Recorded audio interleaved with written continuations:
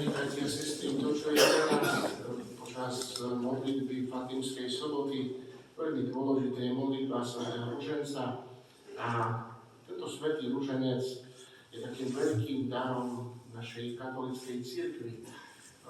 Z biblického príbehu veľmi dobre poznáte príbeh, ako bojoval Dávid proti Goliášovi.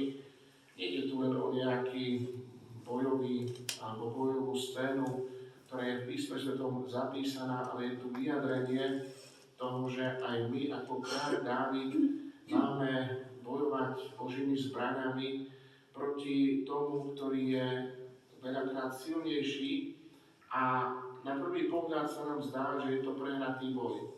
Pretože Sväté písmo nám opisuje boj Dávida voči Goliášovi, že všetci sa báli Goliáša. Všetci sa báli tohto ozrutného bojovníka, ktorý bol ozbrojený, celý bol ozbrojený a bol z najmocnejších filištíncov. A jediný kráľ Dávid, teda budúci kráľ Dávid, prichádza, ktorý je v službách kráľa Šaula, prichádza a plný dôvery a odvahy. Čiže toto nám Božie slovo chce tak zdôrazniť, že hlavne zdôrazniť taký ten bojový pokrik, že ten filištínec, viete, to je taktika diabla, to je obraz diabla. Filištínec je obrazom diabla a Dávid je obrazom veriaceho Krista. A ešte krajšie to môžeme prirovnať toho, ktorý je Máriným synom, Márinou dcerou. Čiže filištínec ako diabol, obraz diabla, chce spochybniť každého, kto proti nemu vystúpi bojovať, že nemá šancu uspieť. Ale Dávid, teda budúci kráľ, prichádza vo veľkej dôvere a odvahe, pretože Filistín hovorí, ty kmes, ideš na mňa, ako nejaký pastier, ide na ňo. Absolútne neozbrojený, bez meča a dokonca z pohľadu hmotnosti tela, výšky, nenápadný chlapec. Ale on ide v mene Pána zástupov. A tu nám Božie slovo chce tak vyjadriť, že aké je pre nás dôležité, bratia a sestry, aby sme prijímali tie Božie zbranie, ktoré nám dáva Boh aj cez Pannu Máriu. A kráľ Dávid nám ešte pripomína jednu dôležitú vec, že on vie, že on nie je vo svojom mene, že ja nebojujem svoj boj. Je to boj, ktorý mi dáva Kristus, aby som ho bojoval. A ten boj je víťazný boj.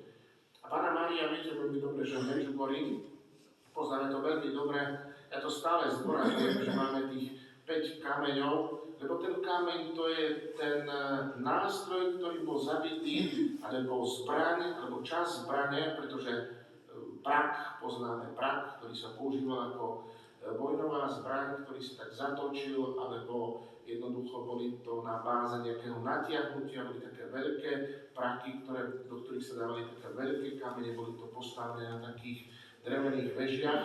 A potom tie kamene častokrát boli nejaké také zápalné zmesi, alebo boli to nejaké také teda zápalné samotné zmesi. A toto potom rúcalo hradby, alebo spôsobovalo chaos a požiar, kde vlastne sa tie kamene vrhali. No a tento kameň bolo dôležité presne trafiť, pretože keď trafíte len do výzbroje, tak nezabijete toho, ktorý je vašim nepriateľom. Ale Dávid presne zobral kameň a prakom ho zatočil a trafil presne miesto, ktoré bolo najcitlivejšie na zranenie, a to je čelo, hlava tohto protivníka.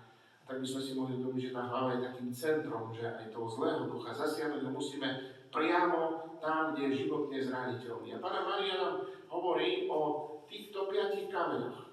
To znamená 5 kameňov, ktoré v rozličných situáciách potrebujeme vrhávať na nášho nepriateľa. Je to kameň svätej spovede. Myslím si, že to sa tak nejak vytráca z našich radov, pretože my spoveď nepovažujeme ako niečo preventívne, ale považujeme to ako niečo následné, čiže až keď už nám veľmi horí, až keď ten ťažký hriech nás už vnútorne ničí, zneschopňuje a berie nám vnútornú slobodu. Čiže na spoveď chodíme preto, aby sme boli citliví pre Božie dary.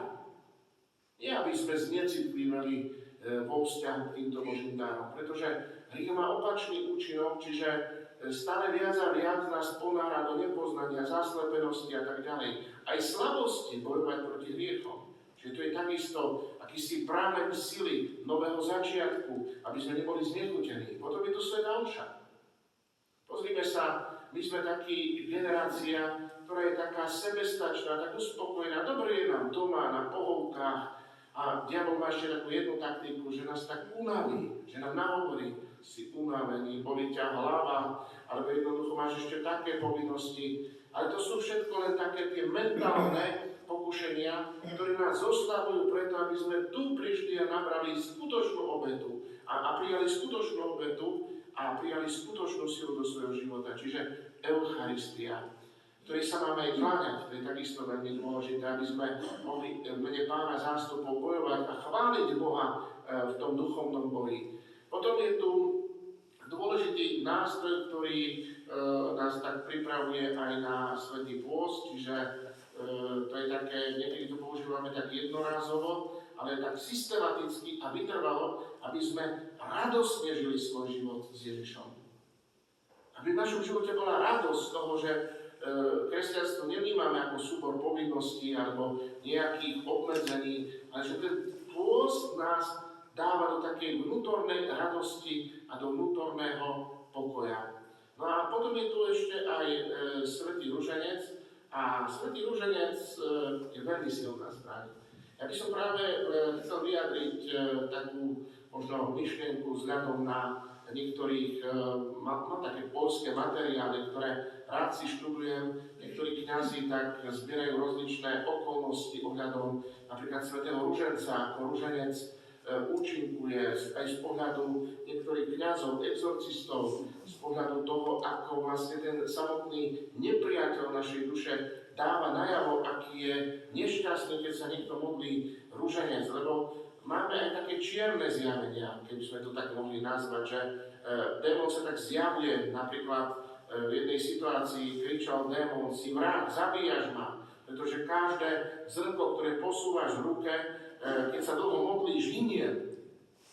Všimnite si, dovol mi vrátiť sa do pekla, nebudem vám prekážať, ale ty prestaň, chcem tam radšej trpieť za seba i za tých, ktorých som mal priviesť zo zeme, ako znášať takú strašnú bolesť. S ním zo mňa túto modlitbu, vrátim sa do pekla.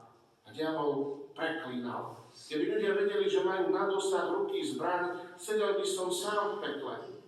Všimnime si, že aj vlastne tá schopnosť zlého ducha, duše vlastne získavať pre večné zatratenie je práve aj v tej nedostatočnosti modlitby.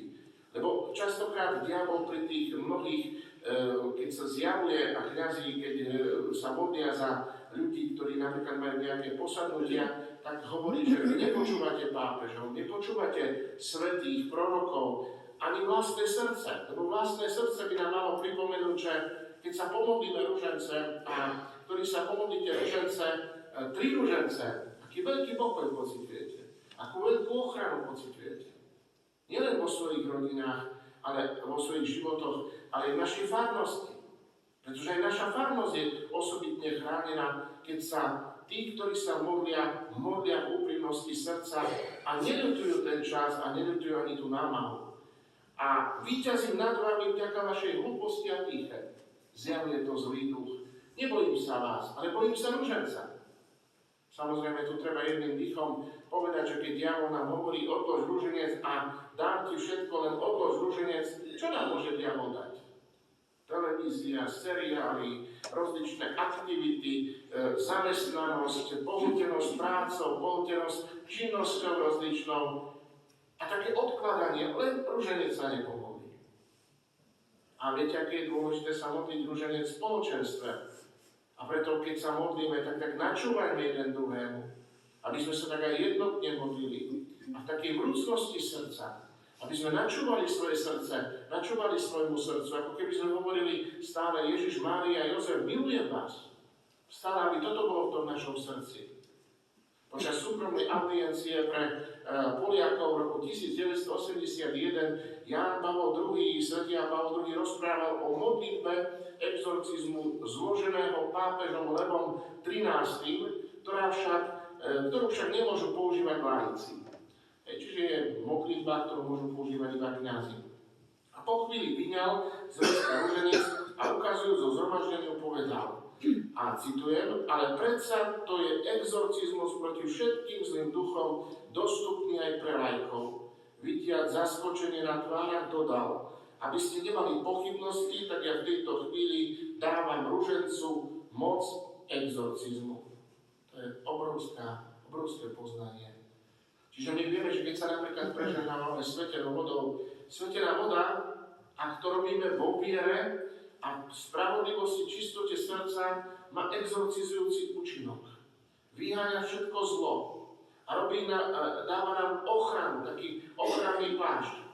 A keď nám aj Panna Mária zdôrazňuje svätý ruženec, zvlášť vo Fatime, deti moje, modlite sa ruženec. Zastavíte vojny, zastavíte všetky zlá vo svete, zastavíte hlad, zastavíte nepokoje. Ja som teraz v tej najnovšej knihe, ktorú som teraz začal čítať od Roda Drehera, on píše o disidentoch za komunizmu, ktorí vlastne rozprávajú o tom, že prečo vlastne tu bol komunizmus, prečo tu boli rozličné iné zlá, a on hovorí o duchovnej príčine ideológie. Ideológia nemá nejakú príčinu, iba duchovnú príčinu. To znamená, že my keď veľakrát sa sťažujeme a hovoríme o takej, onakej totalite, hovoríme o takom, onakom prenasledovaní, o vojne, o nepokoji, keď sa politici nevedia dohodnúť a nadávame na nich, to nie oni sú príčinou, to náš život, ktorom už nie je vytrvalá modlitba. Keď už nežijeme v posvedzujúcej milosti, nežijeme v láske navzájom. Svoje deti už nedokážeme viesť k Bohu. Naše deti už nie sú zasvedcované a nie sú zasvetené Bohu. A vidíme, že to nezasvetenie spôsobuje, že sú v moci zlého ducha, moci rozličných závislostí. A my vieme, koľké sú tie oblasti v našom živote, že čo sa deje v živote človeka, keď je tak zaslepený a keď cítime, že ten človek nemá už rád ani modlitbu, ani svätú omšu. Všimnite si, taký urobili takúto skúšku, jeden taký mladík prišiel ku kňazovi a chceli to tak nejak zistiť a overiť, že či ten mladík je posadnutý zlým duchom. Kňaz sa ním začal tak bežne rozprávať, bežné veci a mimochodom ten kňaz vybral ruženec a ukázal tomu mladíkovi, pozri, aký pekný ruženec mám. Ako nemal zámer vôbec na ruženec a tak mu nenápadne, náhodne v úvodzovkách vložil ruženec do ruky a ten mladík zobral tento ruženec a pekne si ho tak preložil z ruky do ruky a potom vrátil kňazovi a kňaz hovoril, nie si posadnutý. Pretože keby si bol posadnutý, tento ruženec by si neprijal, alebo by si ho opľul, alebo zahodil. Viete, niekedy reagujeme, to sú také tie testy, že máme niekedy odpor k modlitbe, máme odpor k tomu, aby sme šli na svätú spoveď, vytvorí sa odpor voči kňazovi. Napríklad, keď nás niekto napomína, manželka alebo manžel, alebo niekto z členov rodiny, zrazu vyvoláme voči nemu hádku, nenávisť, pohádame sa a jednoducho vytvoríme si taký blok voči tomu, čo nás môže zachrániť, čo môže byť našou ochranou. A keď docielime na v našich rodinách, aby sme sa systematicky modlili svätý ruženec, viete, tak si úprimne povedzme, nalejme si, jak sa hovorí, čistého vína. Sú malé spoločenstva, kde sa modlia ľudia ruženec. Sú v rodinách, väčšinou verím, že vy dôchodcovia, seniori sa modlíte. Možno aj v niektorých rodinách sa modlí ruženec, alebo nejaké desiatky. Ale keď si tak zoberiete, koľké sú zapnuté televízne obrazovky vo večernom čase, a keď aj svätá omša, oni nie sú na svätej omši. Napríklad niektorí povedia, že sa modlia cez televíziu alebo cez nejakú aplikáciu. Ale aj to nestačí. A teraz si všimnite, koľký môžu tak povedať úprimne, že môžu zdvihnúť, že sa modlia svätý ruženec. A teraz všimnime si, že keď majú prijať ďalší kameň na duchovnú ochranu, keď ľudia prichádzajú na svätú spoveď. Čím sa menej modlíme, čím sme menej zasvetení Panne Márii, tým menej si pripadáme hriešni. V podstate mnoho hriechov už odchádza z nášho života, lebo my to nepovažujeme za hriech. My nepovažujeme za hriech, keď sa nemodlíme. A vieme, že ten, kto sa nemodlí, ten je na ceste do večného zatratenia. Oslabuje svoju dušu. Ten, kto sa nespovedá, zostáva v ťažkých hriechoch, znecitlivuje svoju dušu, zatvrdzuje svoje srdce. V pôste sa budeme modliť, že nezatvrdzujte si svoje srdcia, pretože keď srdce bude tvrdé, už nebude mať príležitosť obnoviť sa a konať pokániu. A viete veľmi dobre, bratia a sestry, že už som o tom veľakrát aj kázal, o tom osvietení svedomia. A keď bude žalostné a bolestné pre ľudí, bude ako infarkt, ktorý ich zabije. Pretože to nepríde zrazu tak, že príde Božie svetlo, zrazu sa nám zjaví Pán Ježiš, jeho milosrdenstvo a spravodlivosť, ale človek, ktorý odmietal Božiu milosť, jednoducho zatvrdne.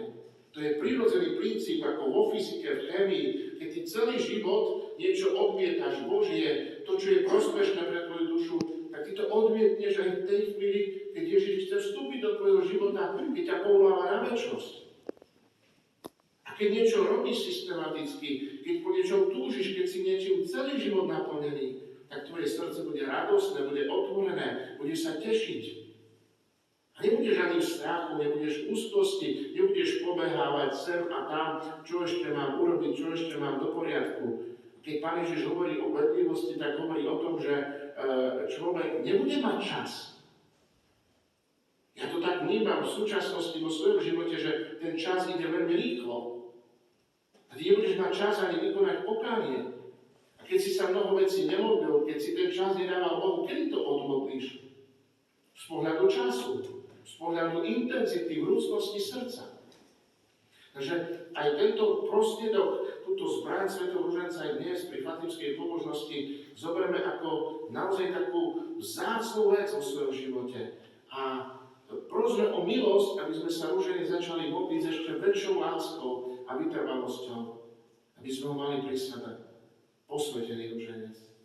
Nie ako len nejakú hračku, alebo nejaký amulet, alebo nejakú ozdobu, ale naozaj ako niečo, v ktorom cítime Božiu ochranu a cítime, že všetky tie účinky zla odchádzajú z nášho života.